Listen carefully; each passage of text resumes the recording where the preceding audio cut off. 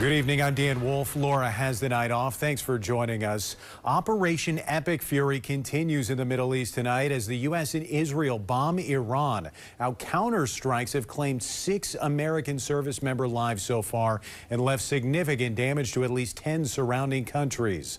The conflict has killed nearly 50 Iranian leaders on its 3rd straight day of bombings.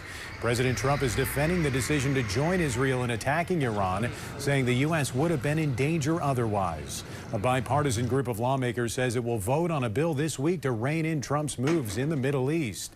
And today we're learning service members from both Minnesota and Wisconsin are currently deployed in the Middle East. The Minnesota National Guard tells us more than 250 of its members are currently deployed there. That includes some guardsmen from Duluth's 148th Fighter Wing. In a statement today, a Minnesota National Guard spokesperson said, quote, "While their missions and duty locations vary, all are grateful for the strong support of those back home." And during the Pentagon briefing this morning, defense leaders say Wisconsin Army National Guard members are also operating in Kuwait and Iraq right now. And today, Northern News Now's Sophia Lauber spoke with a Northland veteran who has served in the Middle East. Sophia, what's his message to our military and their families back here tonight?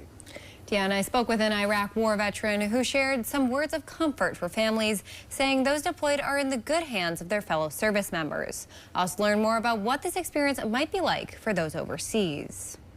Iraq War Marine Corps veteran Mike J. Waldron says combat wasn't frightening. It's the waiting that got to him. The uncertainty that bothered us and me was not knowing how long we were going to be there, not knowing if we were going to have combat operations, not knowing how many months or years it would be before we get to come home and see our loved ones. Service members currently deployed in the Middle East are likely considering many of the same questions. Waldron was stationed in Kuwait for months prior to crossing into Iraq when war was declared in 2003. Once in combat, he says he knew what to do. We were well disciplined, we were trained in leadership, and we were ready. We were ready to do our jobs. But he recognizes uncertainty remains a constant for loved ones back home. He hopes they take comfort in knowing U.S. troops are well prepared and accompanied by their fellow service members who they consider to be like family. And it's not as scary as a situation to be in an environment where you're trained to do your job and you're there with the people you love. U.S. service members have already been killed in the war with Iran, and officials say they expect to take additional losses. Waldron calls lives lost on either side of the conflict a tragedy. It's not just tragic for